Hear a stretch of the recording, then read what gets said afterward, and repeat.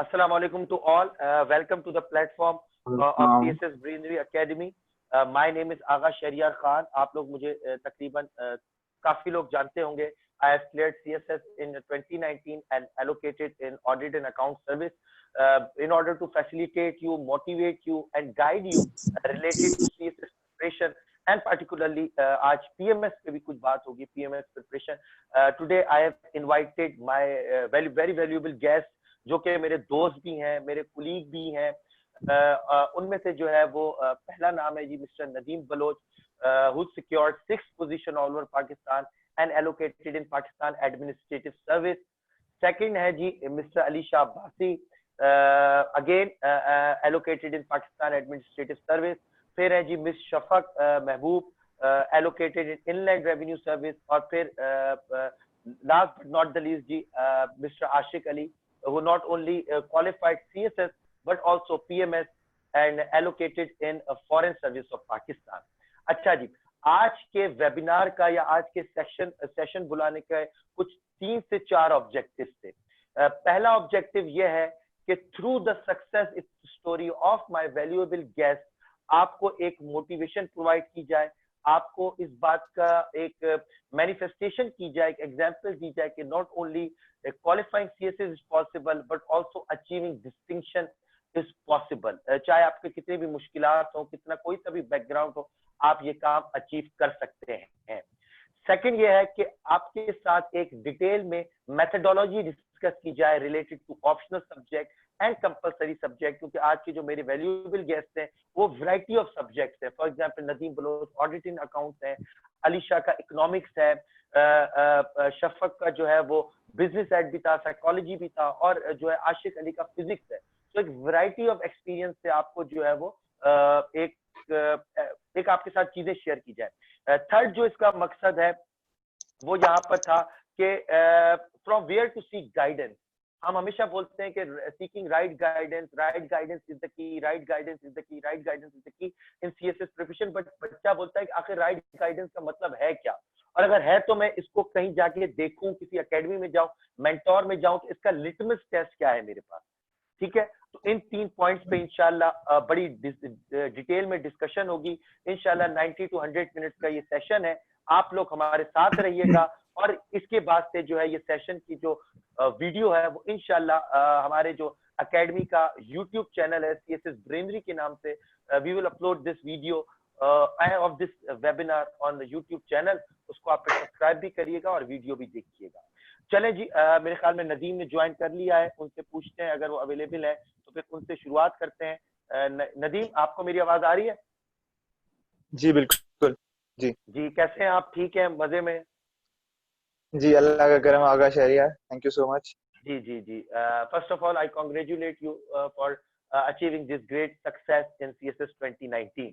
अच्छा जी, हम नदीम से स्टार्ट करते हैं. नदीम, आपसे जो फर्स्ट क्वेश्चन है मेरा, so kindly tell our participants, हमारे जितने भी एस्पायरेंट्स मौजूद हैं, सीएसएस के एस्पायरेंट्स मौजूद हैं, काइंडली उनको थोड़ा सा अपनी सक्सेस स्टोरी बताएं, उनको अपनी सक्सेस स्टोरी से थोड़ी डिटेल्स बताएं, और बताएं कि how did you achieve this distinction.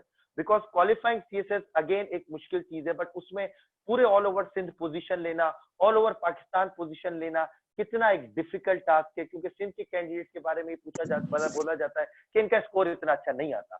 लेकिन आपने माशाल्लाह से इस थोड़े ट्रेंड को चेंज किया सीएसएस 2019 के अंदर से. तो आप ये थोड़ा सा हमें बताएं, हमारे पार्टिसिपेंट्स को बताएं ताकि उनको फायदा हो. बिस्मिल्लाहिर्रहमानिर्रहीम.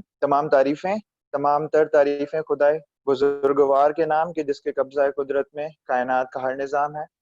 अपनी कामयाबी पे मैं अल्लाह ताला का बहुत शुक्रगुजार हूँ. बेशक व तो इज़्ज़ु मन तशा व तो ज़िल्लु मन तशा,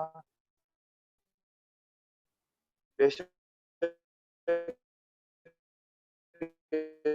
इज़्ज़त और ज़िल्लत पाक परवरदिगार की. अगर आप बीती कुछ अल्फाज में कहूँ तो वो इस तरह होगा: to somewhere, to hope, a journey from being nobody to somebody for at least somebody. तो छोटे से डिस्ट्रिक्ट बदीन से ताल्लुक रखने के बावजूद मेरे वालिद ने हमेशा एक चीज पे फोकस किया, वो थी तालीम. तो उन्होंने हमारी तालीम के लिए डिस्ट्रिक्ट बदीन को छोड़ा और हैदराबाद में आकर आबाद हुए. तो यहाँ पे ये एक मकसद था कि हम तालीम याफ्ता हो सकें। एक ख्वाब था, एक ख्वाब को हमने अपने साथ परवान चढ़ते हुए देखा और इस तालीम के ही सिलसिले को हमने अब्बू ने आगे बढ़ाया। तो मैं अपने बारे में थोड़ा सा और बताऊंगा कि मैं हैदराबाद से सेंट बोनावेंचर हाई स्कूल से पढ़ा और मैं आगा खान यूनिवर्सिटी एग्जामिनेशन बोर्ड से मैंने इंटरमीडिएट किया और फिर आला तालीम के लिए मैंने कायदे आज़म यूनिवर्सिटी से बीबीए किया। 2017 11 जुलाई को मेरा यूनिवर्सिटी का आखिरी इंटरव्यू था। उसके बाद उसी दिन मैंने अपना सफर किया और मैं लाहौर में जाकर पहुंचा।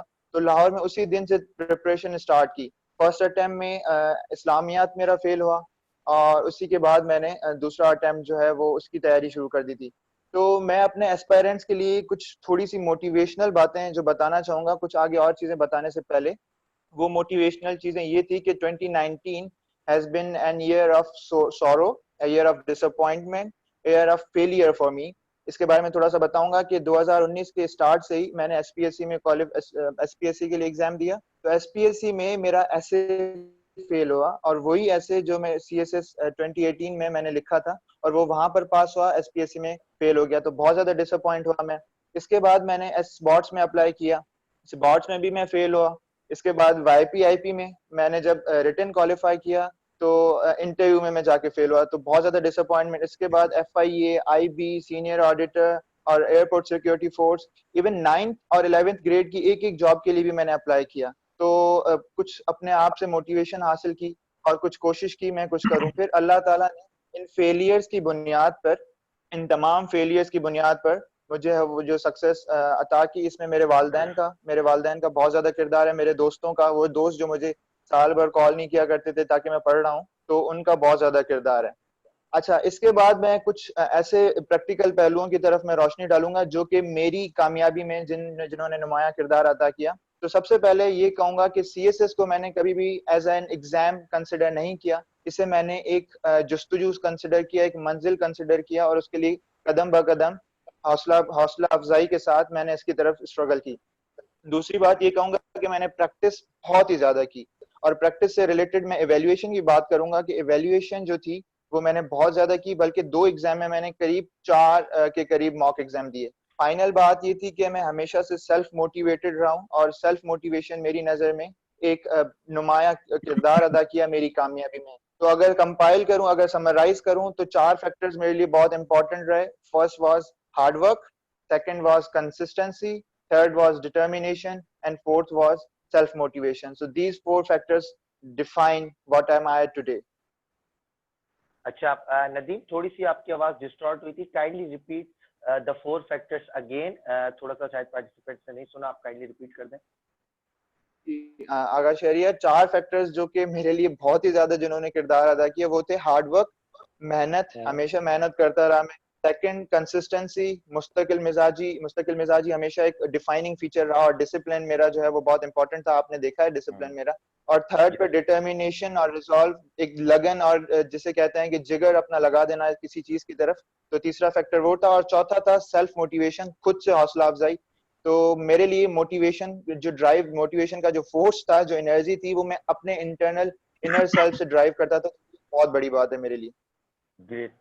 जी जी, बिल्कुल बिल्कुल। और जहाँ तक डिसिप्लिन की बात है तो मैं अपने पार्टिसिपेंट्स को भी बताना चाहूंगा कि इंटरव्यू प्रिपरेशन जो है वो लाहौर में मैं जो नदीम की हॉस्टल में था, and I saw his discipline. ये बिल्कुल 1 सेकंड और 1 मिनट तक इनकी पूरी एक डिसिप्लिन लाइफ थी। ब्रेकफास्ट कब करना, नमाज कब पढ़नी, लंच कब करना, किसके साथ करना, वो भी जो है वो उनका जो है वो वहां पर था। तो इसकी मैं आपको गवाही दे सकता हूँ। अच्छा जी, पार्टिसिपेंट्स को अगेन मैं बोलना चाहूंगा कि काइंडली अपनी वीडियो ऑफ कर दें।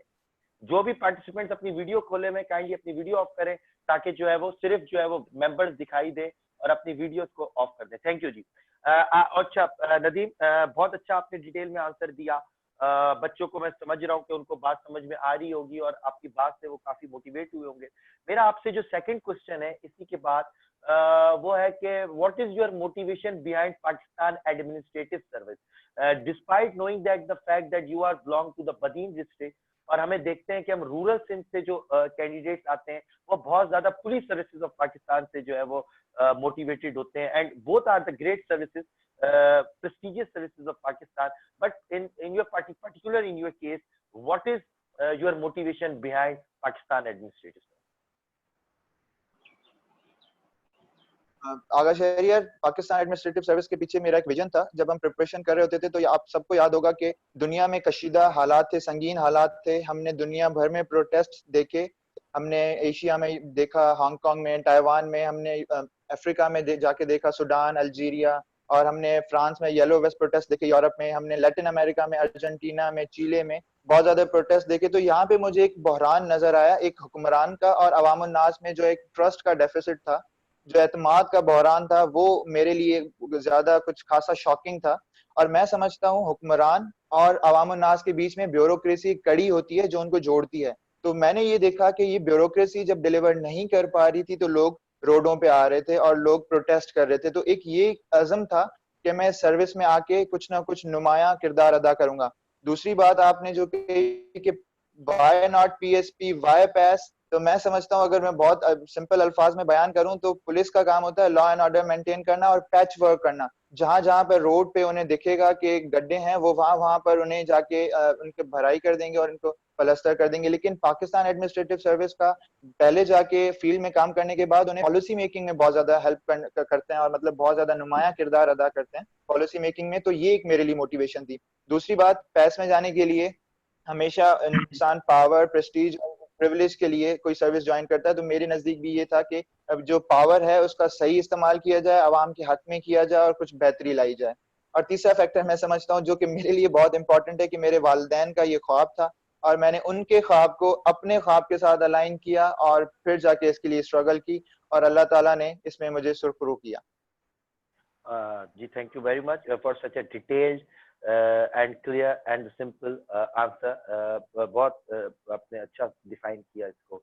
अच्छा जी, थर्ड क्वेश्चन नदीम हमारे लिए यह है कि अगर आप देखें 2018 के अंदर भी हम लोग काफी हम जो है वो इन मतलब डिस्कशन भी करते रहते हैं अपनी गेट टुगेदर्स में इस बात को कि जब से 2018, 2019 या अगर हम इसको बोले कि जब से 2016 में सिलेबस चेंज हुआ है तो एक पैराडाइम शिफ्ट आया है कि अब जो है वो ऑप्शनल की जो सिलेक्शन है, ऑप्शनल सब्जेक्ट का जो लेवरेज है, उसका जो वेटेज है, उसकी इंपॉर्टेंस, उसकी सिग्निफिकेंस बहुत इंक्रीज हो गई है एज कंपेयर टू जो 2016 से पहले एक कॉमन राय थी सीएसएस के बारे में कि ऊपर से तो अंग्रेजी के पेपर पास कर लो तो ये सीएसएस पास हो जाएगा।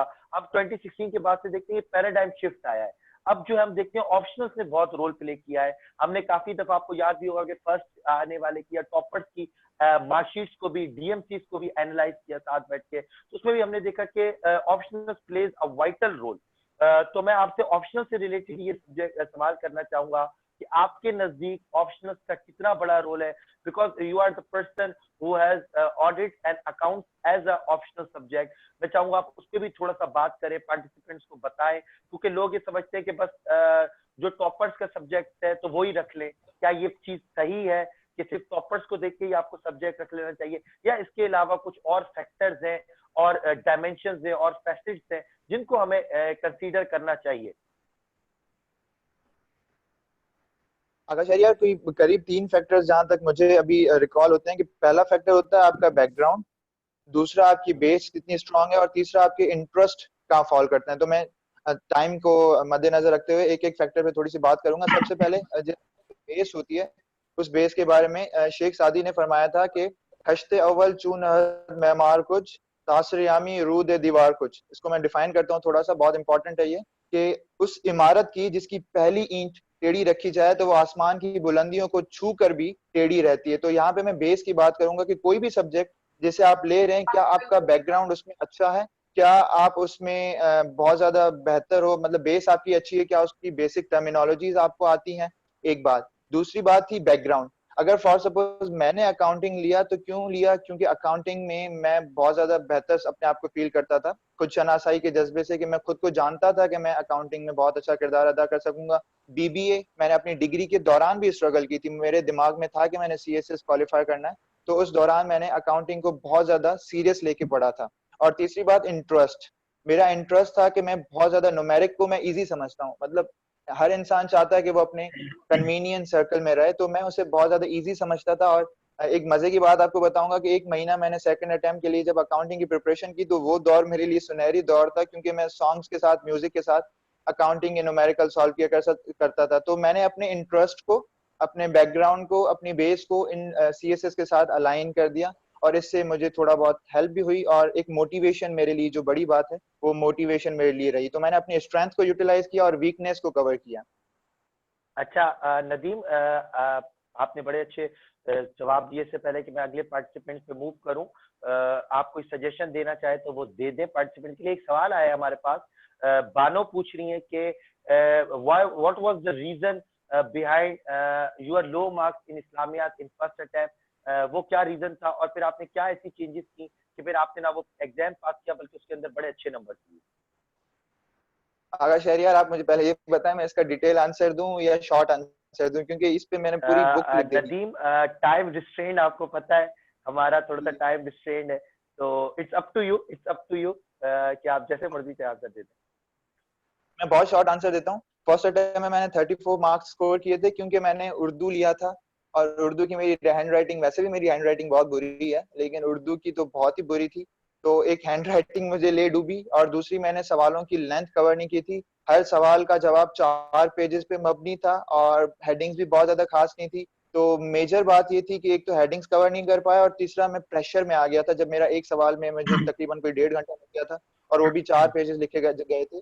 तो एक उर्दू और एक सब्जेक्ट जो लैंग्वेज बैरियर था तो वो मुझे ले डूबा इस्लामियात के सब्जेक्ट में। और सेकंड में अच्छा अच्छा। मैंने बहुत ज्यादा फोकस किया हिस्टोरिकल पर्सपेक्टिव पे, खुलफा राशिदीन के दौर पे, और मैंने हिस्ट्री से रिलेटेड बुक्स पढ़ी थी। तो उनका जब मैं पसे मंजर किसी भी सवाल में दिया करता था तो वो एक बहुत ज्यादा यूनिक हो जाया करता था। और दूसरे अटेम्प्ट में मैंने इंग्लिश में लिया और इस हिसाब से मैंने फिर वो एक अज़म भी था कि मैं डबल मार्क्स स्कोर करूंगा। और अल्लाह के फजलो करम से मैंने लेंथ कवर की, प्रेशर को भी साइड पे किया और डाइवर्स स्टडी की और अल्लाह के फजलो करम से मैं डबल स्कोर ले आया उससे रिलेटेड। जी जी, thank you very much Nadeem, आपसे हम इंटरेक्शन भी रखेंगे, आप हमारे साथ मौजूद रहिएगा। हम जो है वो अपने next candidate, next valuable guest जो हमारे हैं, mister Ali Shah Abbasi, educational background उनका जो है वो लम्स था, और उन्होंने जो है वो पहले ही अटेम्प्ट में जी ना सिर्फ सीएसएस क्वालिफाई किया बट एलोकेट हुए the most prestigious service of Pakistan, Pakistan administrative service. तो अली कैसे हैं आप, ठीक है? बिल्कुल ठीक ठाक, thank you Agha. First of all, thank you very much for coming to this webinar and coming on this platform. आपका सबसे पहले मैं शुक्रिया अदा करना चाहता हूँ। अच्छा जी, अगेन अली सेम क्वेश्चन है, पहला तो तकरीबन सेम ही क्वेश्चन है कि kindly elaborate your success story, explain your success story in order to motivate the candidate. इसमें थोड़ा सा ये भी बताइएगा कि ये जो एक रुझान है या एक राय पाई जाती है कि या जिनका लम्स का बैकग्राउंड है या आईबीए का बैकग्राउंड है या जीके का बैकग्राउंड है, प्रेस्टिजियस इंस्टीट्यूशंस का बैकग्राउंड है, वो फैक्टर कितना कंट्रीब्यूट करता है आपकी सीएसएस क्वालिफिकेशन में, या उसके अलावा एक आम बच्चा जो कि रिमोट एरिया से ताल्लुक रखता है, सिंपल बीए है, उसमें क्या डिफरेंस है, क्या चीज है? तो थोड़ा सक्सेस स्टोरी अपनी बताएं, keeping in view these factors and ये जो बातें अक्सर हम यूट्यूब पे सुनते हैं या एक कन्वेंशनल बात है। जी जी श्योर।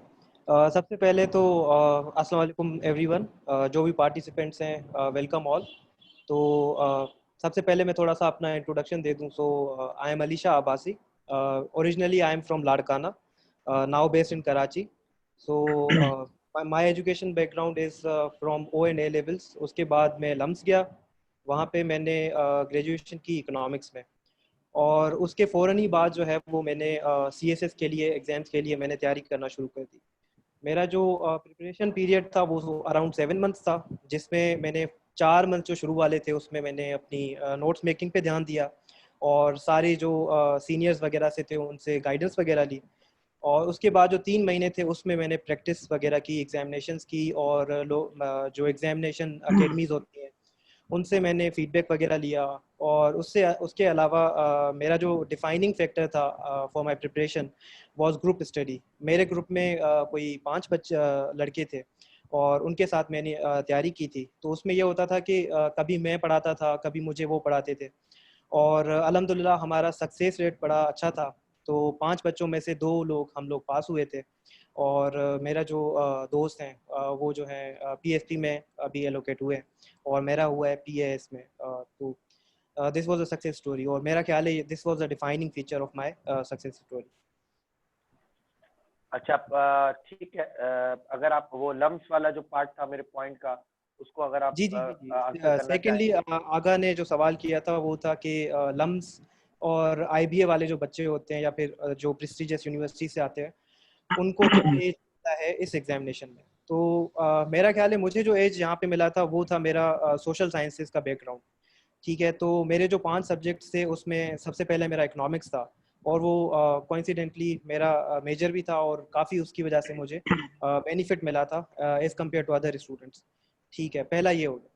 उसके अलावा जो दूसरे इवन जो सब्जेक्ट्स थे वो एंथ्रोपोलॉजी हो गया, यूएस हिस्ट्री हो गया और उसके अलावा इंटरनेशनल लॉ हो गया। तो ये भी सारे ये भी सोशल साइंसेज के दायरे में आते हैं।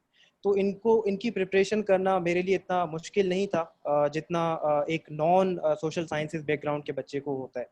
अच्छा, उसके अलावा लम्स में जो एक यूनिक चीज़ मिली मुझे वो सीनियर की गाइडेंस थी। ठीक है, तो हम लोग मेरी जो प्रिपरेशन थी वो किसी एकेडमी में नहीं हुई थी।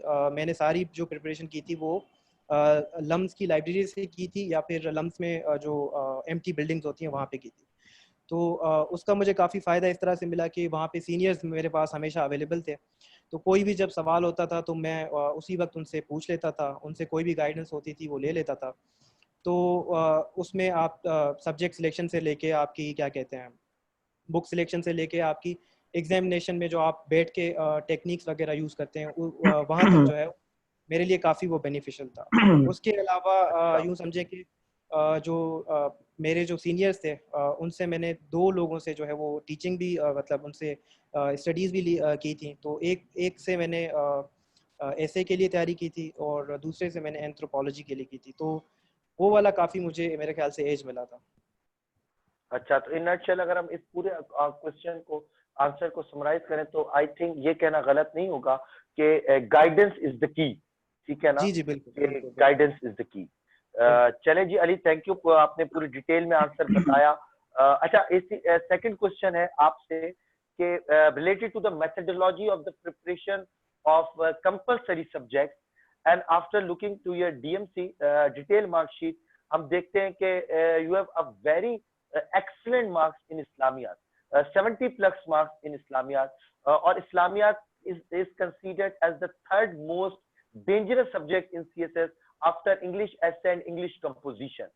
तो ये थोड़ा, एक तो जनरली आप थोड़ा कंपलसरी सब्जेक्ट की मेथोडोलॉजी बताएं और पर्टिकुलरली रिलेटेड टू इस्लामियात बताएं, और बच्चों को ये भी बताएं कि काफी लोग इस्लामियात को बहुत इजी ले रहे होते हैं कि ये तो हम बचपन से पढ़ रहे हैं जी, ये तो आराम से नमाज रोजा ज़कात हज जिहाद तमाम चीजें वही हैं। फिर एट द एंड जब देखते हैं कि कुछ सालों बाद एक ऐसा ईयर आ जाता है जिसमें मेजोरिटी ऑफ द बच्चे इस्लामियात में फेल हो जाते हैं।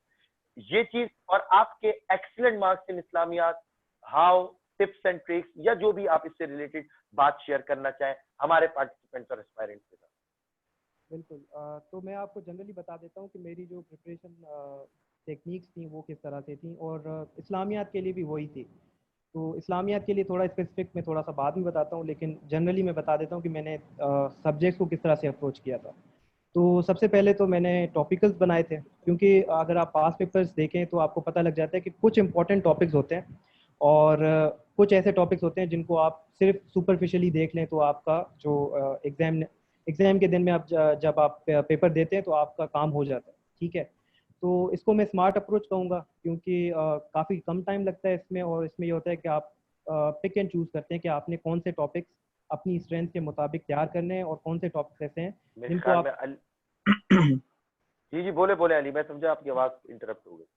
तो कुछ ऐसे टॉपिक्स हैं जिनको आप थोड़ा सा टच कर लें तो काफ़ी होता है। ठीक है, तो सिमिलरली इस्लामियात के लिए भी मैंने कुछ ऐसे टॉपिक्स थे जिनको क्यूरेट किया था काफ़ी हद तक। तो for example introduction to Islam वाला जो सेक्शन है उसमें आप देखेंगे, नोटिस करेंगे कि एग्ज़ाम में हर साल एक ना एक सवाल आता है या दो सवाल आ जाते हैं। ठीक है, तो इसकी तैयारी मेरी बहुत अच्छी थी। इसमें मैंने मेक श्योर किया था कि मेरे पास एटलीस्ट 10 आयत जो हैं वो याद हों और एटलीस्ट 5 to 6 हदीस मुझे याद हों। उसके अलावा मेरी जो दूसरी अप्रोच ये थी कि मैंने 3 किताबें जो है वो इसके लिए पढ़ी थी। उसमें खुर्शीद अहमद हो गया और चुगताई हो गया और एक और किताब थी जिसका मैं नाम भूल रहा हूँ, लेकिन वो भी काफ़ी इंपॉर्टेंट थी टू प्रिपेयर फॉर इस्लामियात। अच्छा, दूसरी जो मेरा जो सेकंड स्टेप था फॉर अप्रोचिंग इस्लामियात वो ये था कि मैंने काफ़ी जो पिछले सालों के जो हाई स्कोरिंग कैंडिडेट्स थे उनके नोट्स लिए थे to assist me in my note making. ठीक है, तो उससे मैंने मेरा स्ट्रक्चर काफ़ी एक तरह से रिफाइंड हो गया था और क्लियर हो गया था मेरे लिए। ठीक है, तो सबसे पहले मैंने डिस्क्रिप्टिव नोट्स बना लिए थे और उसके बाद मैंने उन्हीं नोट्स के स्केलेटन नोट्स बना लिए।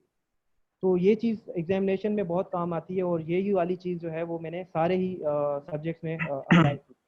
तो मेरा ख्याल है यहीं से मेरा सक्सेस जो है वो आता है और इसीलिए मेरा ख्याल से ठीक है 70 अली, ठीक है आपने आंसर दिया। अली, एक और काफी बच्चे ये पूछ रहे हैं, एक फॉर एग्जांपल फुरकान ने पूछा, दूसरे बच्चों ने पूछा, एस्पायरेंट ने पूछा, ये बड़ी कंफ्यूजन है रिलेटेड टू इस्लामियात के जो वर्सेस हैं उसको अरबी में कोट करें या ना करें, पहली बात।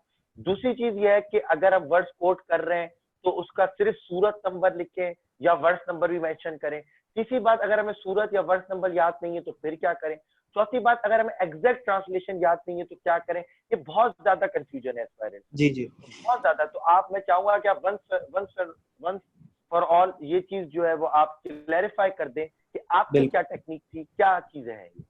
बिल्कुल, मैं बताना चाहूँगा कि मेरी बहुत सिंपल टेक्निक थी और ये स्टूडेंट्स के लिए भी काफ़ी एक मतलब काफ़ी फ़ायदेमंद होगा, क्योंकि मैंने कोई रेफरेंस नहीं दिया था। रेफरेंस एज इन मतलब मैंने मेंशन नहीं किया था कि ये मैंने आयत कहाँ से ली है।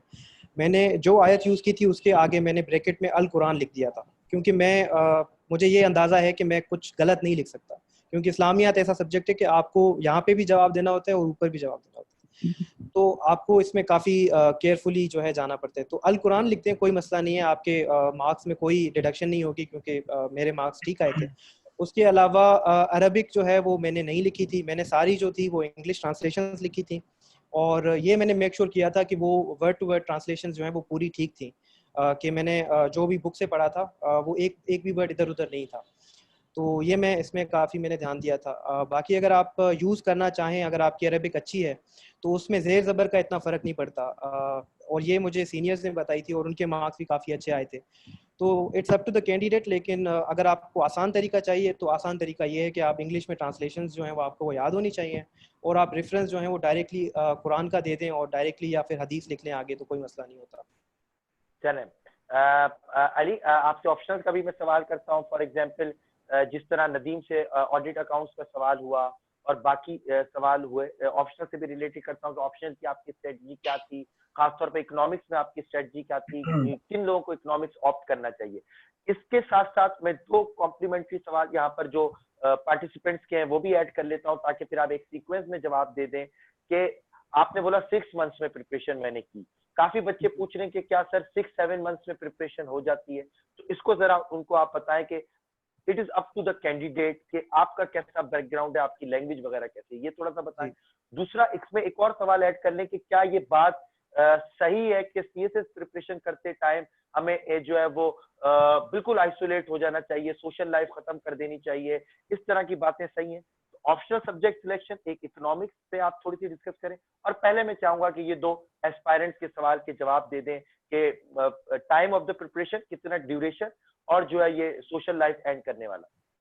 ठीक है, तो सबसे पहले तो सोशल लाइफ का बता दूं, तो मैंने जब 6 महीने बात की तो उसका मतलब ये है कि मैंने 6 महीने सोशल लाइफ तो मेरी कुछ भी नहीं थी। तो लेकिन सिर्फ ये था कि संडे जो था वो मेरा ऑफ डे होता था, तो संडे पे मैं जो है वो सीएसएस रिलेटेड या सब्जेक्ट रिलेटेड कुछ भी नहीं पढ़ता था, और संडे को जो है वो दोस्तों के साथ बाहर चला जाता था या मूवी वगैरह देख ली या घर पे चिलिंग कर ली। तो संडे वाला मेरा सीन ऑफ था। बाकी सोशल लाइफ सीएसएस के दौरान जो है वो मैंने इतना टाइम नहीं दिया उसको। ठीक है, बाकी ये है कि काफ़ी कैंडिडेट्स पे भी डिपेंड करता है, कुछ लोग कर भी लेते हैं। तो मैंने जो आपको अपने दोस्त का बताया जो मेरे साथ ही था, तो वो तो बिल्कुल जो है वो यूँ समझे कि सोशल लाइफ तो उसने अच्छी रखी हुई थी, लेकिन पढ़ाई भी वो साथ साथ करता था, तो वो भी एलोकेट हो गया और अल्हम्दुलिल्लाह मैं भी एलोकेट हो गया।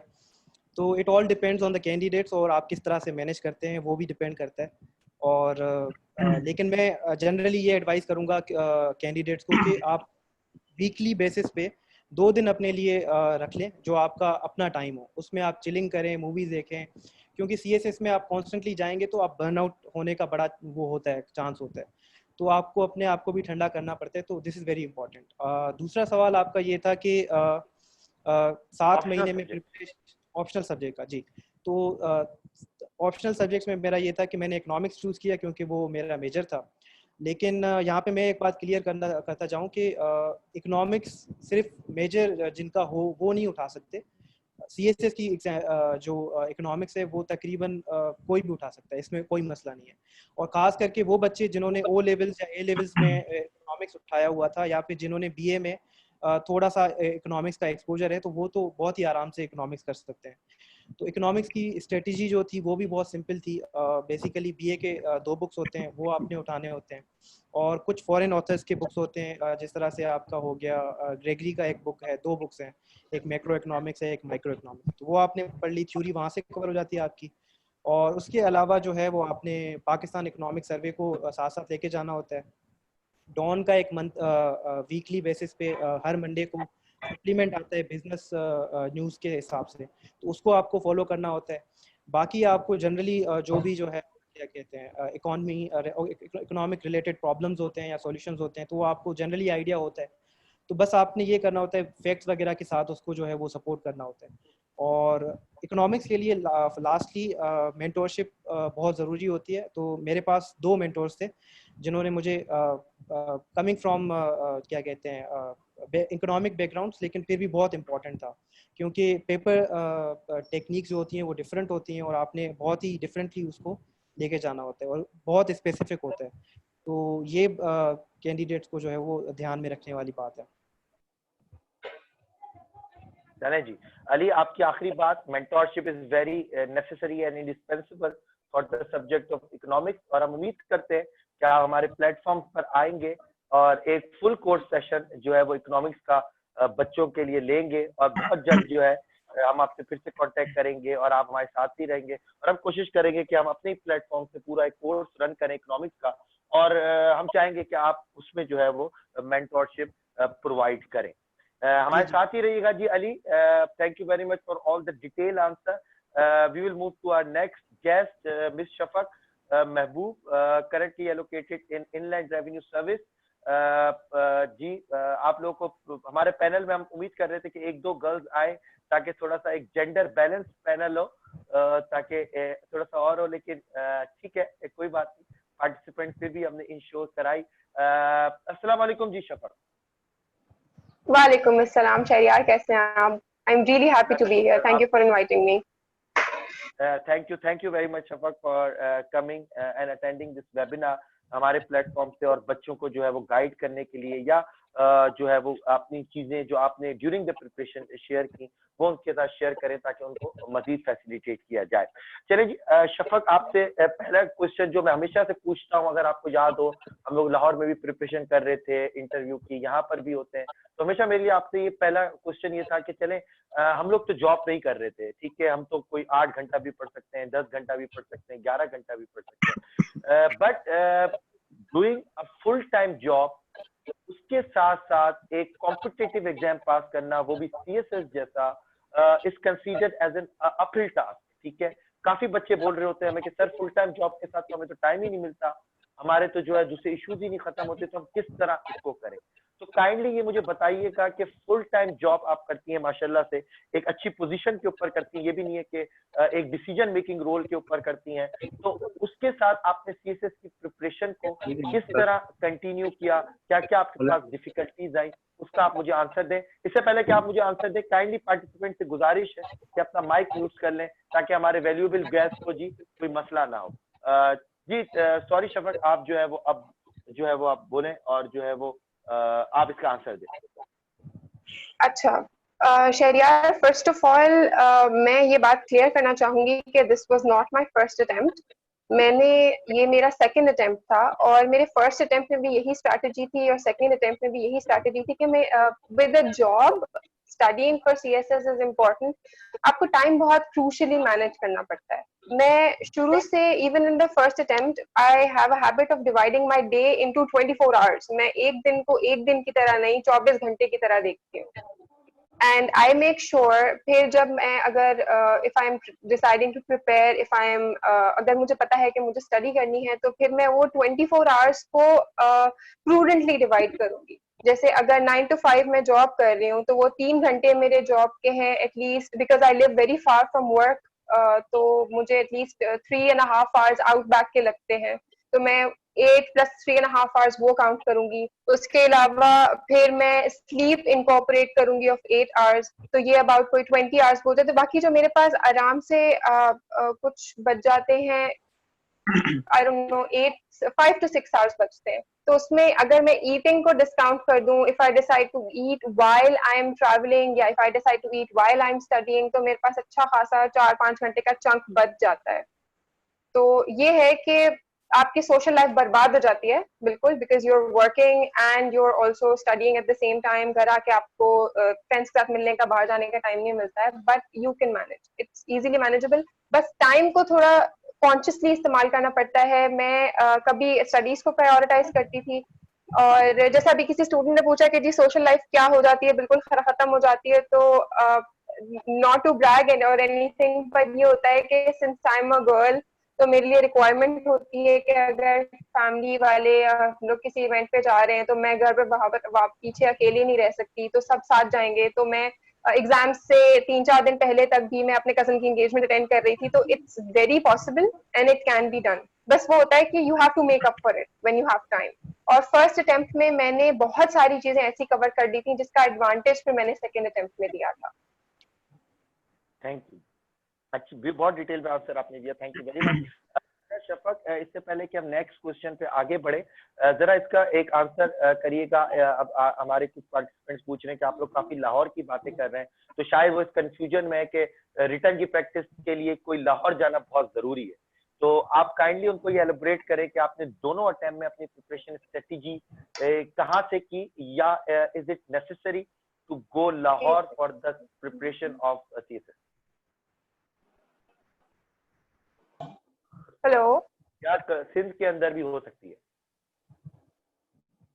कि अगर अच्छा, कोई ऐसे एस्पायरेंट्स हैं, ऐसे कोई एस्पायरेंट्स हैं जिनका फाइनेंशियल बैकग्राउंड इतना स्ट्रांग नहीं है, क्या वो यहाँ पर रहते हुए भी सीख गाइडेंस कर लें अगर मेंटोरशिप से, तो उनकी प्रिपरेशन हो सकती है? आपकी नजर में क्या है?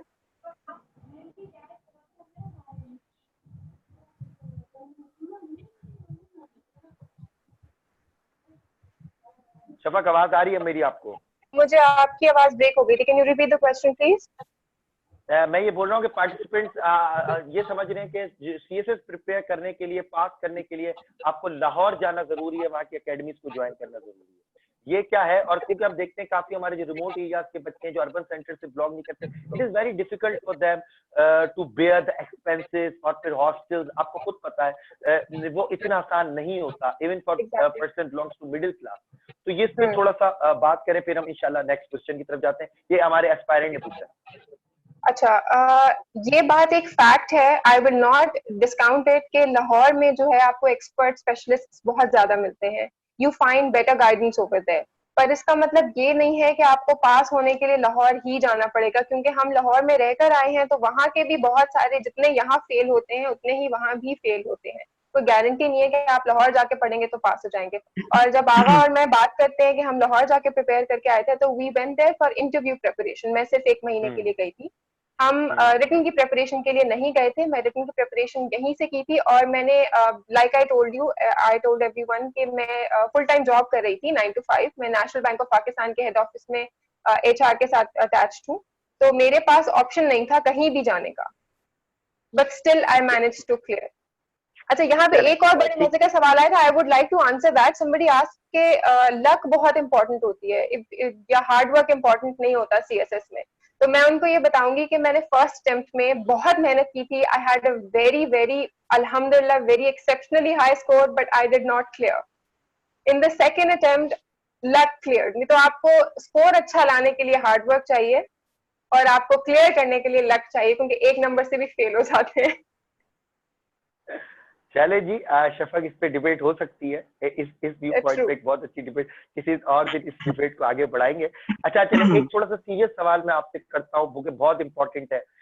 काफी हमारी गर्ल्स एस्पायरेंट्स काफी दफा पूछ भी रही होती हैं या परेशान रहती हैं, डिप्रेस्ड फील कर रही होती हैं, because of the pressure of the family pressure होता है उनको। आपको पता है कि उनको फोर्स या पुश किया जा रहा होता है टू गेट मैरिड। फिर वो बोलती है कि हमारा जो ऑब्जेक्टिव है या हमारा जो टारगेट है वो है क्वालिफाइंग CSS। बट फैमिली ये बोल रही होती है कि there are lots of ifs and buts in CSS, आप कब तक इंतजार करेंगे, अगर एक अटेम्प्ट में खुदा न खास्ता रिजल्ट आगे पीछे हो जाता है तो फिर वो प्रेशर जो है वो मल्टीप्लाई बाय 2 हो जाता है, वो डबल हो जाता है। So being a girl, kindly explain this fact, आप किस मतलब आप अगर हो या आप किस तरह गर्ल्स को सजेशन देंगी कि वो इस फैक्टर को किस तरह हैंडल करें इन a good way, in a better way, ताकि उनकी फैमिली के साथ भी रिलेशन सही से चले और वो प्रिपरेशन भी सही से कर पाए। अच्छा, मैं गर्ल्स को पहली बात तो ये कहूंगी कि आप लोग देखो, our journey is very different than men. ठीक है, लड़कों के लिए जरूरी होता है कि स्टडीज, फिर जॉब, फिर शादी। लड़कियों के लिए ऐसा नहीं होता, बस स्टडीज के बीच में भी शादी हो सकती है और बाद में भी हो सकती है, या जॉब के बाद भी हो सकती है, जॉब से पहले भी हो सकती है। तो आप दोनों चीजों को एक साथ अटैच मत करें, like all the men out there. ठीक है, आप ये अपने करियर पाथ को सेपरेट रखें और आप शादी वाले पाथ को सेपरेट रखें, दोनों चीजें मिक्स मत करें। ठीक है, पहली बात तो ये। दूसरी चीज ये कि अगर फैमिली आपको कह रही है कि हाँ जी पास होता है या नहीं होता है, तो आप सीएसएस को नहीं, आप करियर को ऑब्जेक्टिव बनाएं। ठीक है, सीएसएस होता है नहीं होता है, आप at any point in time you need to end you should have a career objective कि अगर सीएसएस नहीं भी होगा तो मैं कुछ ना कुछ और जरूर करूंगी, so that your family knows कि अगर सीएसएस नहीं करेगी तो जॉब तो फिर भी करेगी, she will have a career. तो उससे आपका जो सीएसएस के ऊपर जो बर्डन आता है ना, वो लेसन हो जाता है कि ठीक है अगर नहीं हुआ कोई बात नहीं, कुछ और कर लो, कुछ और कर लो। ये ऑप्शंस आपको भी पता है कि सीएसएस में ऑप्शंस ओपन रखना is a very wise strategy. और गर्ल्स के लिए खास तौर पे मैं यही कहूंगी कि आप, पहली बात तो ये कि आप bifurcate your professional and personal timelines, क्योंकि आपकी शादी अगर स्टडीज के दौरान हो जाती है तो भी यू शुड नो कि आपको पढ़ना है, बाद में सीएसएस अटेम्प्ट करना है और बाकी सब कुछ करना है। And eight the same time you should know कि अगर सीएसएस नहीं भी हो रहा तो आपके पास प्लान बी प्लान सी होना चाहिए कि आपने किस तरीके से मैनेज करना है वो। और अगर बीच में शादी हो भी जाती है then you can easily convince your in-laws to let you study और गिव द एग्जाम एटलीस्ट। और अब अगर एक ऑलरेडी एक वर्किंग पोजीशन में होंगे, जॉब कर रहे होंगे, then you are easily able to negotiate that position कि ठीक है मैं ऑलरेडी जॉब कर रही हूँ, अगर मैं ये भी कर लूंगी तो कोई बात नहीं। ठीक है शफक, बहुत आपने एक टेक्निकल वे में बताई ये चीज। काफी लोग इस पे इमोशनल हो जाते हैं कि नहीं जी, बिल्कुल एक्सट्रीम्स पे चले जाते हैं, एक्सट्रीम्स पे कहते हैं। You answer this question very technically कि अच्छा इसको बाइफरकेट कर लें तो इस तरह जो है हम प्रॉब्लम को मैनेज भी कर लेंगे और अपना ऑब्जेक्टिव भी अचीव कर लेंगे। बड़ी अच्छी, बड़ा एक टेक्निकल वे में आपने एक बहुत मुश्किल सवाल को डील किया। लास्ट क्वेश्चन जी, शफक आपके साथ है, फिर भी हम आपके साथ रहेंगे। बड़ा अनकन्वेंशनल जी आपका ऑप्शनल सब्जेक्ट सिलेक्शन का कॉम्बिनेशन था, एक तरफ आईआर था, दूसरी तरफ बिजनेस एड, फिर साइकोलॉजी। थोड़ा सा ये हमारे साथ डिस्कस करें, पार्टिसिपेंट्स को बताएं अनकन्वेंशनल कॉम्बिनेशन क्या, इसके साथ साथ ये भी देखिए, ये भी बताइए कि अनकन्वेंशनल अगर आप कॉम्बिनेशन भी लेते हैं, अगर आपका इंटरेस्ट है तो उसमें आप स्कोर भी कर सकते हैं। एज यू सेड दैट आपका स्कोर पहली अटेम्प्ट में बहुत ज्यादा अच्छा था क्योंकि यही कॉम्बिनेशन था। तो इस पे थोड़ा सा आप एक्सेंचुएट करें, हाईलाइट करें इस फैक्ट को ताकि पार्टिसिपेंट्स जो है उनको अच्छा, the one thing that always scared me, मतलब सीएसएस के फर्स्ट अटेम्प्ट में, अब तो इस साल तो पैटर्न चेंज था 2019 में, पर फर्स्ट अटेम्प्ट में के टाइम पे ये था कि एक मैंने 2017 में दिया था तो मेरे दो दो पेपर्स होते थे एक दिन में। तो मुझे ये चीज काफी फ्राइटन करती थी कि सुबह एक पेपर दो, 2 घंटे का गैप, फिर दोबारा पेपर दो, फिर अगले दिन 2 पेपर दो। तो मैंने अपने लिए सब्जेक्ट्स वो चूज किए थे जो कि मुझे पहले से आते थे, like I have a business background, मैंने बीबीए एमबीए किया हुआ है, तो मेरे लिए बिजनेस एड वाज इजियर। मैंने ड्यूरेशन में इसी ड्यूरेशन में कोई 4-5 कोर्सेज साइकोलॉजी से रिलेटेड उठाए थे, तो मेरे लिए ये भी काफी इजी हो गया था। मैंने अपनी कन्वीनियंस देखी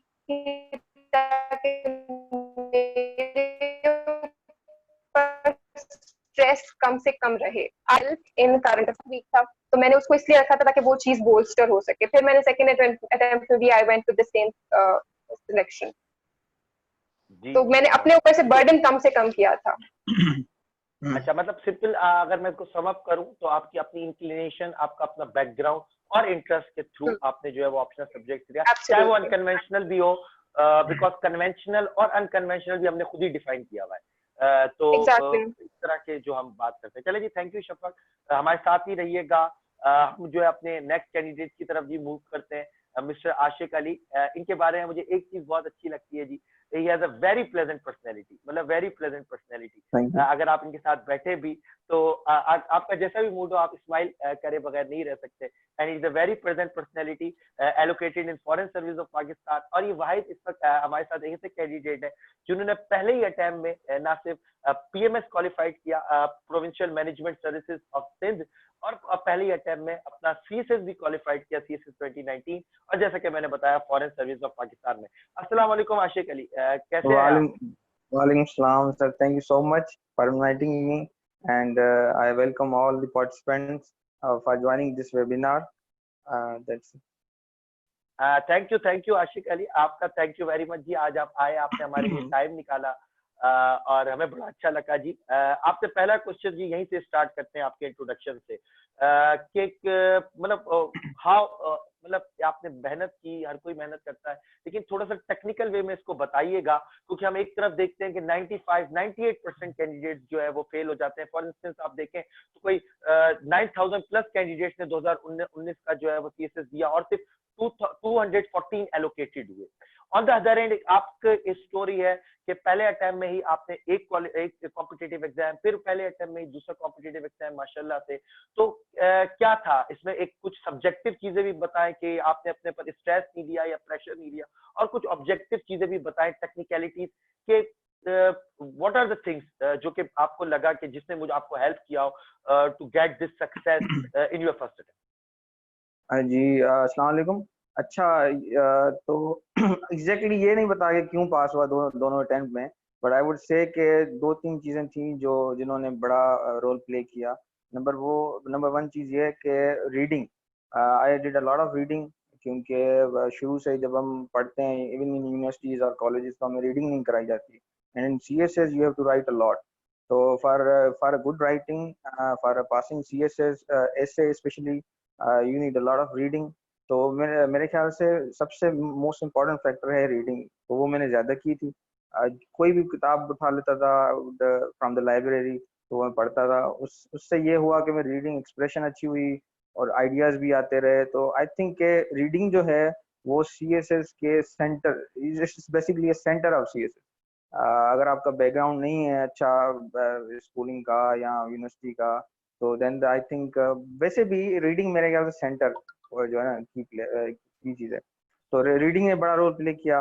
सेकेंडली आई वुड से कि ग्रुप स्टडीज आल्सो इम्पोर्टेंट, कि आपकी जो है ना आपके दोस्त अच्छे हों जिनके साथ आप तैयारी करें, क्योंकि वो आपको समटाइम्स क्रिटिसाइज करते हैं, समटाइम्स आपको उसको कंस्ट्रक्टिव लेके चलते हैं, then it helps you also. और वो एक पीयर रिव्यू, एक पीयर सिस्टम बन जाता है जिसमें आप अपनी प्रीसीज एसेज वगैरह चेक करा सकते हैं। सो आई थिंक के ये जो दूसरी चीज है कि आप अगर आपके पास अच्छे दोस्त हैं जो इसी जर्नी में हैं, जो तैयारी कर रहे हैं सीएसएस की, तो उनके साथ आप तैयारी करें, it will help you lot. एक तो आप मतलब कि यू कैन से कि आपकी तैयारी एक सॉर्ट ऑफ के आधी हो जाती है। अगर आप अकेले तैयारी करेंगे it becomes a very frustrating journey, क्योंकि लॉन्ग जर्नी होती है, 2 साल समटाइम 1.5 साल लग जाता है, तो इट बिकम्स वेरी डिफिकल्ट। पर आप साथ दोस्तों के साथ तैयारी कर रहे हैं तो it becomes a pleasant journey. एक तो आपको वो रिव्यू करते रहते हैं आपके जो है आपके जो भी आपका वर्क होता है, आपके ऐसे वगैरह, क्योंकि वो भी ऐसे जो है लिखते रहते हैं, तो आप उनको अपने ऐसे चेक करा सकते हैं, अपनी प्रीसी चेक करा सकते हैं, और जनरली जो भी आप बुक्स वगैरह पढ़ते हैं तो वो शेयर कर सकते हैं। सो आई वुड से कि this second thing is a very important thing. First reading important चीज़ है, और दूसरी आपकी जो है वो है आपकी study with good friends. So I think these two factors played a very critical role in my success. Connection में जो दूसरी point है group studies पे एक और बात भी कहूँगा. We were around 4 friends who used to prepare for PMS in Hyderabad. So we all qualified in PMS 2018, and for the CSS, there's my senior friend who used to live together with me in Lahore. So he was my mentor. I never went to any academy. मैं किसी academy में नहीं गया, पर मैं अपने सारे ऐसे अपने दोस्त से चेक कराता था। तो आई वुड कि ये चीज़ है कि अगर आपका कोई दोस्त है जो उसी जर्नी में है, तैयारी कर रहा है, तो उससे ये है कि आपको हेल्प मिलती है। मैं किसी एकेडमी नहीं गया था। तो I think these two things are very important. First is reading and then is the group study with good friends. जी जी, thank you very much for such a detail answer Ashiq. अच्छा जी, Thank आपको थोड़ा थोड़ा सा और इस बात को आगे बढ़ाते, काफी क्वेश्चंस आ रहे हैं जी फिजिक्स से रिलेटेड आशिक। you. एस्पायरेंट्स जी are keen to know more about physics, more about physics, preparation of physics, क्योंकि आप खुद एक मैकेनिकल इंजीनियर हैं फ्रॉम नर्स, और आपने पीएमएस में और सीएसएस में दोनों जगह आपने फिजिक्स को ऑप्ट किया एज एन ऑप्शनल। तो yes. पहले थोड़ा सा ये बताएं, आपने फिजिक्स को ऑप्ट किया, फिर थोड़ा सी उसकी प्रिपरेशन स्ट्रेटेजी बताएं, फिर थोड़ा सा ये भी बताएं कि क्या एक मैकेनिकल इंजीनियर, क्योंकि फिजिक्स का पार्ट 2 आपको खुद पता है कि इलेक्ट्रिकल इलेक्ट्रॉनिक से ज्यादातर रिलेटेड है, तो क्या एक इंजीनियर ही फिजिक्स ले सकता है? या काफी मेरे पास क्वेश्चंस आ रहे होते हैं बच्चों के कि सर हमने फर्स्ट ईयर इंटर में फिजिक्स पढ़ी हुई है, तो तकरीबन देखें तो वही चीजें हैं उसके अंदर, वही फ्राइडेज के लॉज हैं, और जो है वही तकरीबन प्लेनेटरी मोशंस की बातें हैं, डोपलर इफेक्ट है। तो क्या वही लेवल है या एक ग्रेजुएशन लेवल पर बात चली जाती है फिजिक्स की? तो दो तीन चीजें बताएं, एक तो प्रिपरेशन स्ट्रेटेजी फिजिक्स की, और ये बात कि ये बैकग्राउंड जरूरी है या on the basis of inter आप जो है वो फिजिक्स ऑप्ट कर सकते हैं? अच्छा, फर्स्ट थिंग के ये है कि जो आई वुड से सजेस्ट के वही लोग फिजिक्स उठाएं जिनका कोई इंटरेस्ट हो। अब मेरा बैकग्राउंड मैकेनिकल इंजीनियरिंग फ्रॉम नस तो है, और उसमें यह है कि हमारा जो कोर्स वर्क होता है पूरा मतलब कि फिजिक्स से रिलेटेड ही होता है। Thermodynamics, then you study fluid mechanics, classical mechanics. तो वो जो फिजिक्स का सीएसएस में जो सब्जेक्ट जो सिलेबस है तकरीबन वो ओवरलैप करता है मैकेनिकल इंजीनियरिंग से। और दूसरा ये कि मेरी इंटरेस्ट बहुत होती थी फिजिक्स में। Sometimes I wanted to pursue PhD in physics, पर वो नहीं जा सकता अनफॉर्चुनेटली। तो आई वुड से कि जिसका इंटरेस्ट है वो है, ये इस वजह से मैं कह रहा हूँ क्योंकि physics is a lengthy subject. जब आप बैठते हैं वहाँ पे तैयारी करते हैं, इट्स अ लेंथी सब्जेक्ट। और दूसरा ये कि अब एफपीएससी का कोई पता नहीं, समटाइम्स कोई सवाल कहाँ से उठा देता है। तो it's very challenging in that way. अगर किसी का इंटरेस्ट है तो आई वुड डेफिनेटली रिकमेंड कि फिजिक्स ले, क्योंकि physics is a very lucrative subject. वो कभी आपको डिसअपॉइंट नहीं करेगा। अगर आपकी तैयारी अच्छी है, आपने सब्जेक्ट अच्छी तरह कवर किया हुआ है, तो आपके स्कोर जरूर आएगा। अब मैं आपको एक छोटी सी बात बताना चाह रहा हूँ कि जब मैंने पीएमएस का एग्जाम दिया था 2018 में, तो वहां पे जब मैं पेपर के बाद निकला तो I said to myself कि यार फिजिक्स अब नहीं उठाना, इट्स बस तबाही कर दी, आई विल फेल इट।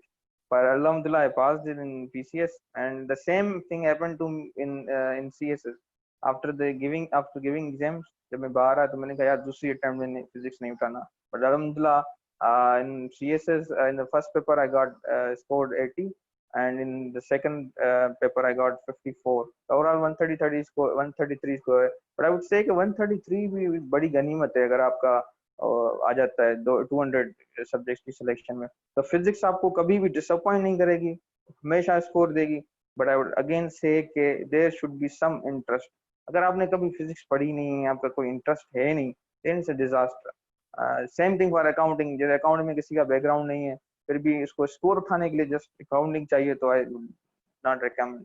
बाकी फिजिक्स कहाँ से स्टार्ट करनी चाहिए? आई वुड से कि आप जो है इतनी डिफिकल्ट नहीं आती, मतलब कि बैचलर्स या मास्टर लेवल की। आपका ये है कि थोड़ा आपके फर्स्ट ईयर इंटर के कॉन्सेप्ट बिल्कुल क्लियर हो, देयर शुडंट बी एनी मतलब कि आपके कॉन्सेप्ट अच्छे नहीं है तो आपको फर्स्ट ईयर इंटर के बुक्स अच्छी तरह पढ़नी चाहिए, फिजिक्स के, बल पंजाब बोर्ड के हो या सिंध बोर्ड के। Then you should study, then you should start with solving the papers. जितने भी पास पेपर्स हैं फिजिक्स के 10 साल के उठा लें, वो आप उनसे देखेंगे कौन कौन से सवाल वो आते रहते हैं। Then you should solve all the papers and looking, you should look for their answers through the internet. क्योंकि फिजिक्स का मटेरियल जो है स्टैंडर्ड मटेरियल वो ऑनलाइन मिलता नहीं है इतना, मतलब बुक्स इतने अच्छे नहीं लिखे हुए स्पेशली रिगार्डिंग सीएसएस। वैसे तो फिजिक्स के आपको हर क्वालिटी का बुक मिल जाएगा, पर सीएसएस में जो उसकी डायनामिक्स हैं, क्योंकि सीएसएस में मतलब एक पैटर्न फिक्स्ड भी है कि आपको पता होता है कि भाई यही क्वेश्चन आना है। जैसे फॉर एग्जांपल मिचेल्सन मोरलैंड पैरामीटर का एक क्वेश्चन है, वो हमेशा आता है। मतलब कि एक श्रोडिंगर की क्वेश्चन है, वो हमेशा आती है। तो फिक्स्ड आपको पता होता है कि ये सवाल आने हैं। तो वो आपका एक कम्प्रीहेंसिव कोई बुक वगैरह मार्केट में अवेलेबल नहीं है। आई ऑल्सो मतलब कि मेरे पास भी कोई बुक नहीं थी, मैंने किसी के नोट्स नेट से उठा के वो पढ़े थे। तो आई वुड सजेस्ट कि आप पास पेपर्स लें, उनको सोल्व करें, और with the help of internet आप उन सवालात के जवाब ढूंढें। और उसके साथ साथ आपकी फर्स्ट ईयर इंटर की जो बुक्स हैं वो भी कम्प्रीहेंसिवली अच्छी होनी चाहिए। और and you should have some interest in it. तो ये है। चलें, यस। ठीक है। फिर भी आशिक आप अगर देखें तो थोड़ा सा एक दो इसी फिजिक्स का आंसर में कनेक्ट कर लीजिएगा अगले आंसर को, कि एक जी दो जी। बुक्स भी मेरे ख्याल में आप रिकमेंड कर दें। फॉर एग्जांपल काफी बच्चे हेलिडे एंड रेसनिक पढ़ रहे होते हैं, या स्टीवे की है कि physics for engineers and scientist. तो एक दो अगर आप बुक रिकमेंड करना चाहें तो वो रिकमेंड कर दें, और फिर इससे अगला एक और आंसर इसके साथ जोड़ दें, because you allocated in one of the best services I think foreign services of Pakistan, जिसको जो है वो एक सर्विस से ज्यादा एक लाइफस्टाइल बोला जाता है, कि फॉरेन सर्विस जो एक लाइफस्टाइल है। और आप थोड़ा सा ये बताएं कि आपकी मोटिवेशन क्या थी फॉरेन सर्विस के पीछे, क्योंकि हमारी काफी दफा डिस्कशन भी हुई, आपने बोला था कि नहीं मैं हमेशा इसको ऊपर के पॉइंट्स पर रखना चाहता हूँ, और मैं फॉरेन सर्विस को ही मतलब ज्वाइन करना चाहता था, but because of certain factors आपने फिर भी थर्ड और फोर्थ पे रखी। तो ये थोड़ा सा बताएं, बट पहले एक दो बुक्स बता के और फिर फॉरेन सर्विस का थोड़ा सा बताएं, ताकि जो है वो बच्चों को पता चले ग्रुप्स के बारे में भी थोड़ा। अच्छा, I would tell few resources for preparing the CSS. एक तो book personally I would say कि हेलिडे रीजनिंग से अच्छी बुक कॉलेज फिजिक्स है। I don't remember the name of the writer, but it's a very famous book. College physics book होती है बड़ी, उसमें यह कि ग्रेजुएट लेवल की फिजिक्स जितनी भी है वो अच्छी तरह से with diagram and charts covered है।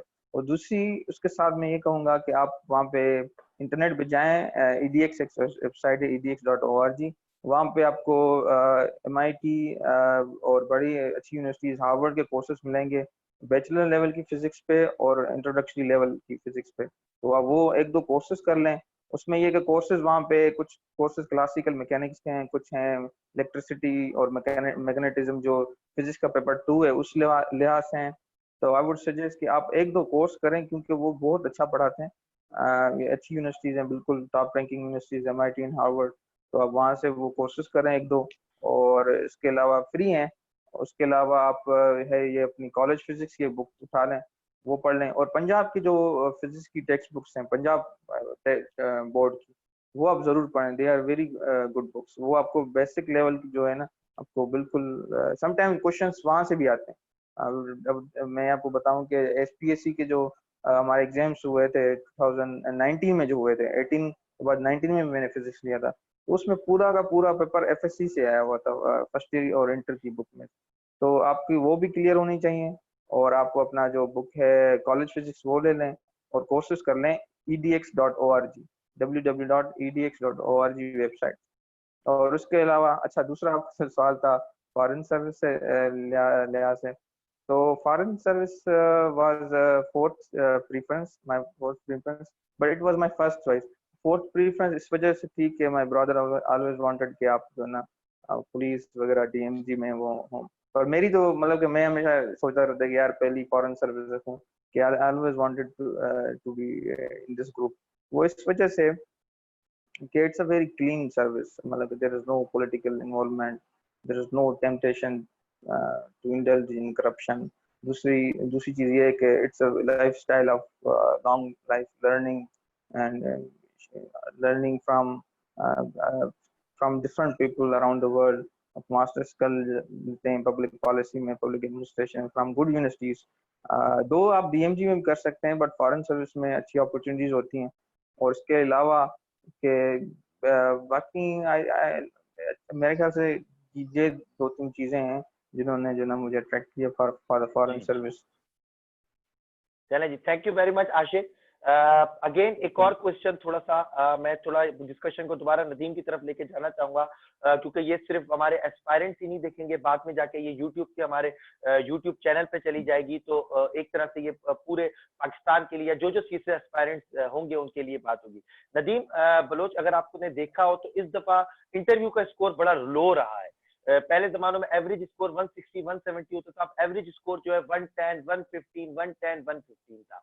तो थोड़ा सा इंटरव्यू के बारे में बात कर लेते हैं। आपका स्कोर इंटरव्यू में भी काफी अच्छा था, तो थोड़ा सा इंटरव्यू की डायनामिक्स को बताएं, जो कि कैंडिडेट्स हमारे शायद रिटर्न के बाद भी ये चीज देखें, कि थोड़ी इंटरव्यू की डायनामिक्स को बताएं कि इंटरव्यू की डायनामिक्स क्या है, क्या क्या चीजें जो है वो आपको कंसीडर करनी चाहिए, particularly for the CSS and generally for all the interviews, क्योंकि मैंने आपको खुद देखा है कि जब भी आपने इंटरव्यू की प्रिपरेशन की है कि आपने ना सिर्फ उसके वर्बल पार्ट के ऊपर बड़ा तवज्जो दी, बल्कि आपने उसके टेक्निकल पार्ट पे भी बड़ा तवज्जो दी है, सिग्निफिकेंस दी है कि to substantiate your answer with statistics, examples, quotations, वो मैंने खुद देखा है। तो काइंडली थोड़ा सा इस डायनामिक्स को शेयर करें हमारे साथ पार्टिसिपेंट्स के साथ।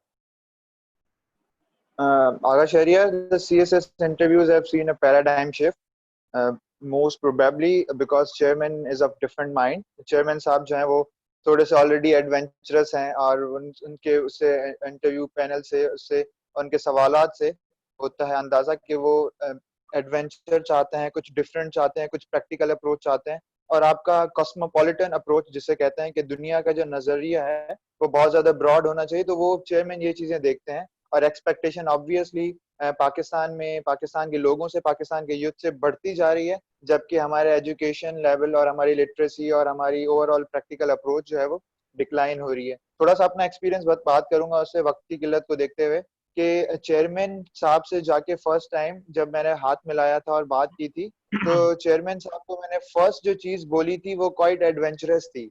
तो उस एडवेंचरस बात कहने के बाद चेयरमैन साहब इतने ज्यादा इंटरेस्टेड थे कि वो तकरीबन 5 मिनट आगे। आपको आवाज आ रही है? जी जी आपको बिल्कुल आवाज आ रही है? सबको आ रही है। जी जी आ रही है।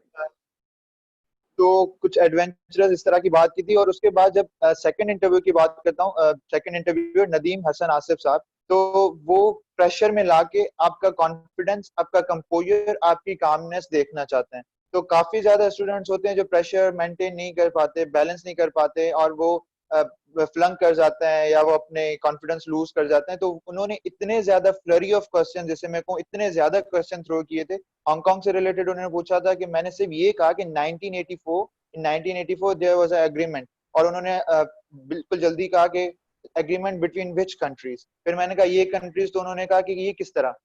तो ये इंटरव्यू जो होता है ये होता है एग्जाम आपके काम और कंपोजर का, आपके एटीट्यूड का।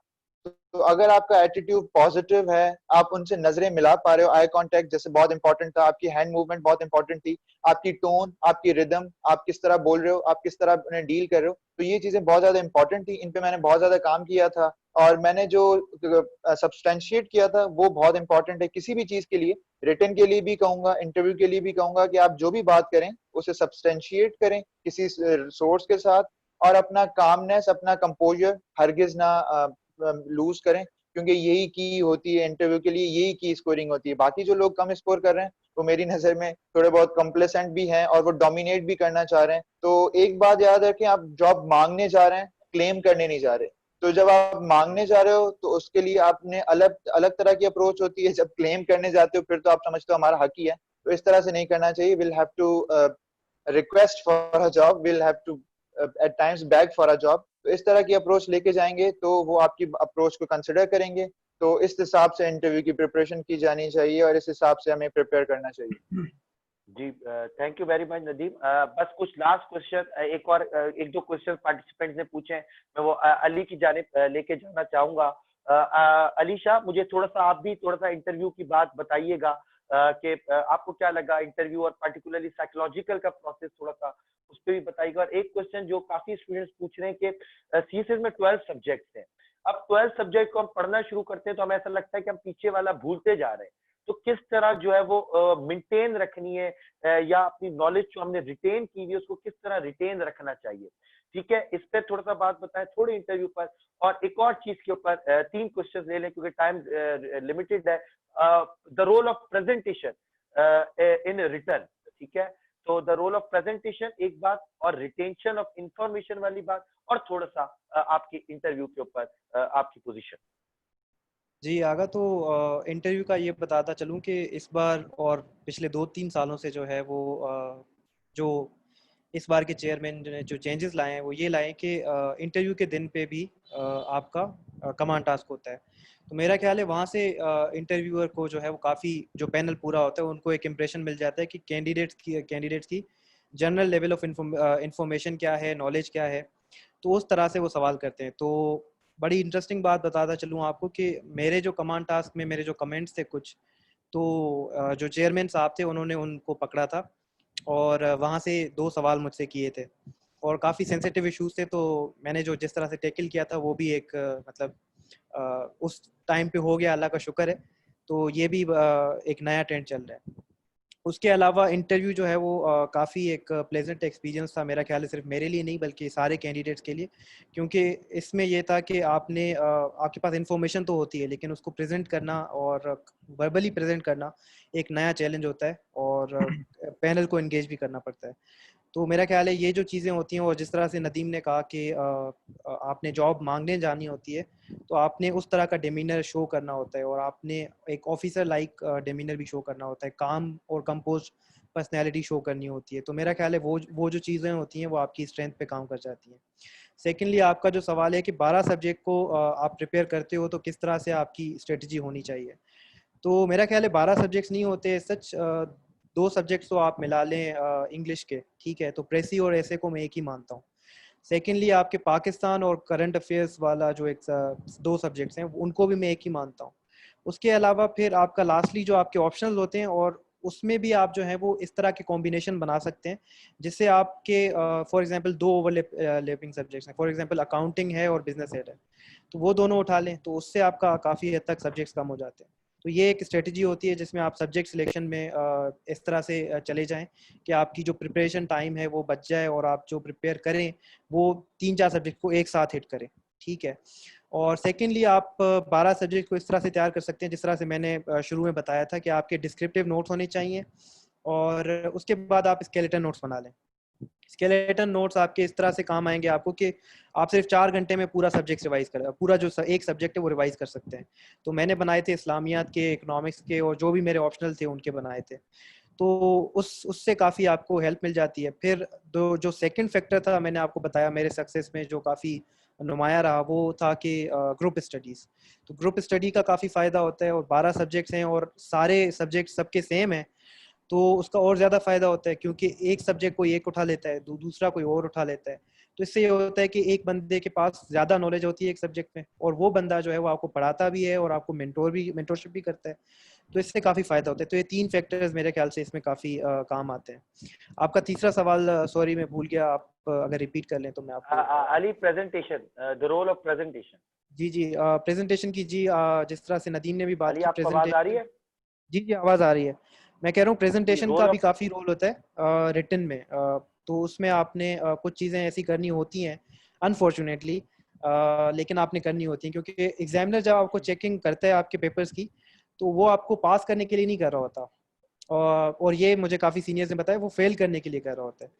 तो आपने एग्जामिनर को कोई स्पेस नहीं देना होता कि आपके मार्क्स कहीं पे भी वो ठीक है, डिडक्ट करे, ठीक है। तो उसमें चले जी। आपका, तो मैं ओ लेवल्स बैकग्राउंड से हूँ तो मुझे कभी इस तरह की चीज़ें पता नहीं थी, लेकिन मैंने अपने आप को मोल्ड किया और इन चीज़ों पे मैं ले आया। तो फॉर एग्जांपल सबसे पहले आपने हेडिंग्स का काफ़ी गेम होता है इसमें। फिर आपका ऑथर्स को, डिफरेंट ऑथर्स को कोट करने का होता है। उसके उसके अलावा आपने दोनों साइड से मार्जिन सिलेक्ट करनी होती है। तो ये प्रेजेंटेशन टेक्निक्स हैं। मेरा ख्याल है आप जब फुल कोर्सेज लेंगे तो आप जो है वो कैंडिडेट्स को ज़्यादा अच्छी तरह से ये सारी टेक्निक्स बता सकते हैं। बाकी मेरा ख्याल है कि मेजरली ये 3-4 चीज़ें होती हैं।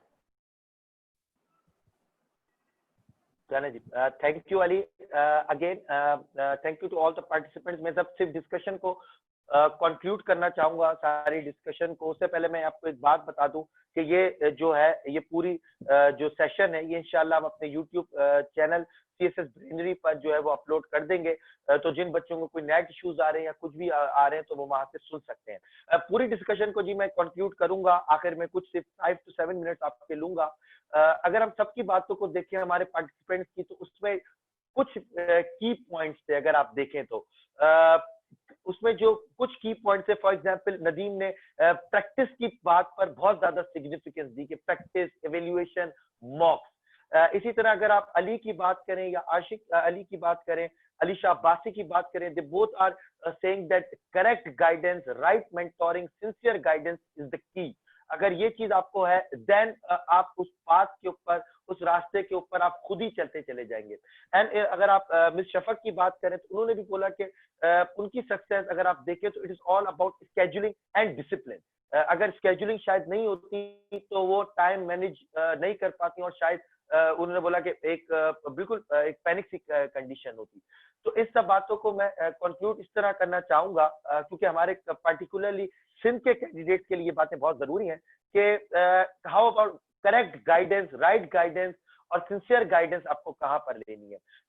मैं लाइब्रेरी में जी कभी भी जाके नहीं पढ़ा, लेकिन एक दो दफा लाइब्रेरी गया, फॉर एग्जांपल लियाकत लाइब्रेरी है कराची के अंदर, उसमें हमारे कुछ कैंडिडेट्स हैं बहुत ज्यादा टैलेंटेड है, लेकिन वो 3-3, 4-4 घंटे तक जी न्यूज़पेपर पढ़ते रहते हैं, ठीक है, और वो न्यूज़पेपर में मार्किंग करते रहेंगे, हर चीज करते रहेंगे, बट आपको 30-45 मिनट और मैक्सिमम 1 आवर से ज्यादा न्यूज़पेपर को नहीं देना। ये तमाम चीजें जो राइट गाइडेंस से आपको मिलेंगी। अब एक और यहाँ से क्वेश्चन आता है कि from where to seek right guidance. हम किसी एकेडमी में जाते हैं, किसी मेंटोर के पास जाते हैं, किसी टीचर के पास जाते हैं, हमें कैसे पता चलेगा कि वो हमारे लिए राइट गाइडेंस है या सिंसियर गाइडेंस है या मेंटोरशिप हमारे लिए वो सही है। तो उसके लिए कुछ पॉइंट्स मैं आपको बता रहा हूँ इन फैक्टर्स के ऊपर जो मैं जज करता था, जो मैंने लिटमस टेस्ट इसका बनाया हुआ है। पहला जी, उस हमेशा टीचर्स के पास, उस समय एकेडमी के पास, उस हमेशा मेंटोर के पास जाइएगा which makes things easy for you instead of making preparation complex. आपके लिए चीजों को इजी बनाए, आप लोगों के लिए मुश्किल ना बनाए। इसका सिंपल सा टेस्ट है कि इफ कोई भी एकेडमी, कोई भी मेंटोर अगर आपको ये बोल रहा है कि सीएसएस जो है इम्प्रेग्नेबल सी चीज है, उसको कॉन्कर नहीं किया जा सकता, उसको ओवरकम नहीं किया जा सकता, तो वो बहुत एक अजीब सी चीज है, ठीक है ना। उससे तो आप हमेशा दूर रहें, हमेशा उनके पास जाएं जो आपको बताएं जस्ट हो सकता है, आपने टेक्निकलिटीज को चेंज करना है, मेथडोलॉजी को चेंज करना है, ठीक है। तो अगर कोई बोल रहा है कि जी सीएसएस नहीं हो सकता, तुम्हारा रिमोट एरिया से ताल्लुक है, तुम्हारी जो एजुकेशनल ऐसी है, तुम्हारी तो जी इंग्लिश अच्छी नहीं है, नहीं जी, ऐसी बातें नहीं है। राइट मेंटोरशिप वही होगी जो आपके लिए थिंग्स को इजी बनाए और आप लोगों के लिए मुश्किल ना बनाए। दूसरी चीज है कि अब यहाँ पे सवाल ये होता है कि sir what is mean by make things easy for us, इसका क्या मतलब है कि हमारे लिए किस तरह इजी बनाए। तो इसका मैं आपको बता देता हूँ the difference between our candidates and the candidates from the Punjab particularly. Nadeem को पता होगा कि मैं नदीम के साथ एक दफा पंजाब यूनिवर्सिटी में गया था, उसकी लाइब्रेरी में, कि वहां पर one of the best notes available है जी, ठीक है, one of the best notes kindly optional के अवेलेबल है। अगर आप नदीम बलोच से खुद भी बात करेंगे, अगर आप उनके इंटरनेशनल लॉ की टेक्निक पूछेंगे तो वो आपको भी इस बात से बताएंगे कि बहुत अच्छे नोट्स मौजूद थे, उसको उन्होंने लिया, उसको अपडेट किया, उसके अंदर कुछ इंजीनियरिंग की, और फिर जो है वो ज्यादा जो है वो प्रिपरेशन के ऊपर टाइम दिया। तो हमारे कैंडिडेट ज्यादातर क्या कर रहे होते हैं जी, बुक्स रीडिंग, नोट्स मेकिंग के ऊपर बहुत ज्यादा टाइम लगा देते हैं, 5-6-7 मंथ्स नोट मेकिंग पे लगा देते हैं और दूसरी चीजें नहीं करते।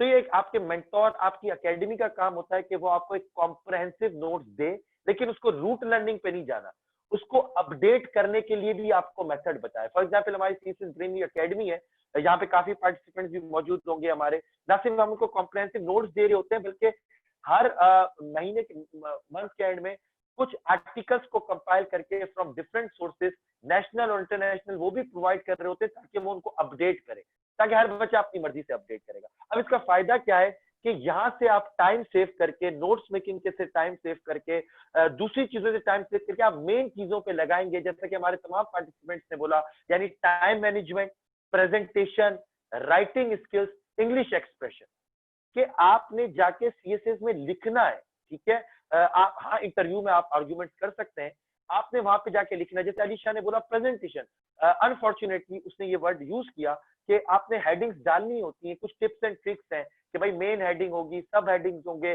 चार्ट, ग्राफ, टेबल्स आपने बनाने होते हैं, कोटेशंस आपने देनी है। तो इन सब चीजों पे आपने प्रैक्टिस करनी होती है, इन सब चीजों पे आपने फोकस करना होता है। लेकिन आप देखें तो एक पंजाब में कैंडिडेट है, वो 650, 660, 670 ला रहा होता है।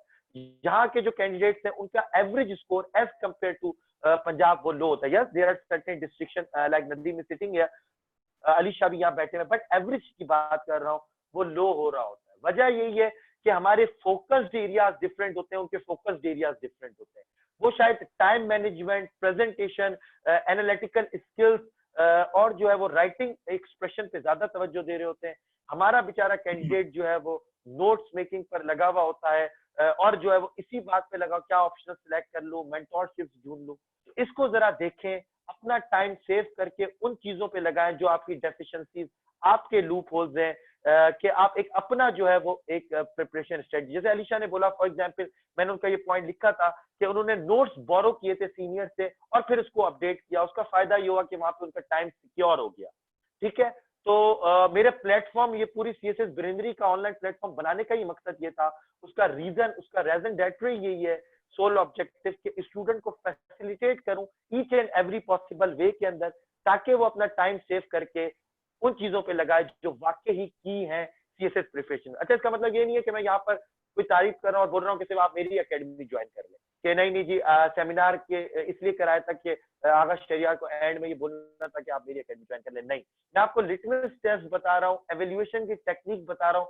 किसी को भी ज्वाइन करो, ये चीजें देखकर ज्वाइन करना कि अगर वो तुम्हारे लिए चीजें डिफिकल्ट बना रहा है और तुम्हें जो है वो उन चीजों के ऊपर फोकस करवा रहा है जो कि आपको एट द एंड एग्जाम के अंदर काम नहीं आएंगी, तो काइंडली उससे दूर रहें और उन मेंटोर्स की तरफ जाएं जो आपको चीजें इजी करें, आपको फैसिलिटेट करें, इवेल्युएशन करें, आपकी सिंसियर फीडबैक दें और आपकी जो है वीकनेसेस पे काम करें.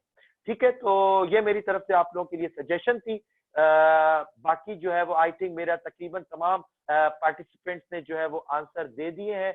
किसी पार्टिसिपेंट्स को हमारे वैल्यूएबल गेस्ट को जो है वो बोलना है तो वो बोल सकते हैं.